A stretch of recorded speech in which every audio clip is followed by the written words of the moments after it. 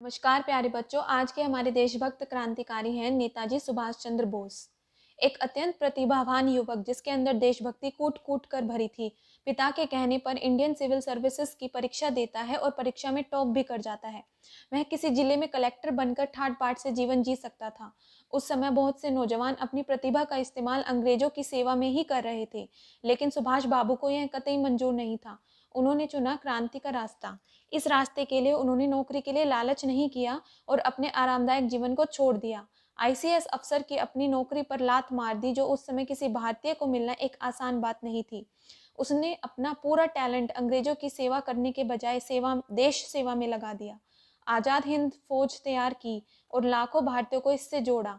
उन्होंने अंग्रेजी हुकूमत को इतना बेबस कर दिया कि अंग्रेजों को भारत छोड़कर जाना पड़ा। नेताजी सुभाष चंद्र बोस का प्रसिद्ध नारा "तुम मुझे खून दो, मैं तुम्हें आज़ादी दूंगा" सुनकर देश के युवाओं में ही नहीं बल्कि बुजुर्गों के खून में भी उबाल आ जाता था। उनके क्रांतिकारी तेवरों से ब्रिटिश राज हिल चुका था। ब्रिटिश हुकूमत के मन में नेताजी का इतना डर भर रहा था कि 1940 में जब नेताजी जेल में भूख हड़ताल पर बैठे और उनकी हालत बिगड़ने लगी, तो ब्रिटिश पुलिस उन्हें घर छोड़ आई, क्योंकि यदि नेताजी को कुछ हो जाता तो ब्रिटिश हुकूमत लाखों भारतीयों के गुस्से का सामना नहीं कर पाती। 1942 में भारत छोड़ो आंदोलन के दौरान ब्रिटिश सरकार ने सभी भारतीय नेताओं को जेलों में डाल दिया। आंदोलन को बुरी तरह कुचलने का प्रयास किया। उस दौरान केवल नेताजी एक ऐसे व्यक्ति थे जिनके नेतृत्व में आजाद हिंद फौज ने अंडमान निकोबार द्वीप पर कब्जा कर लिया।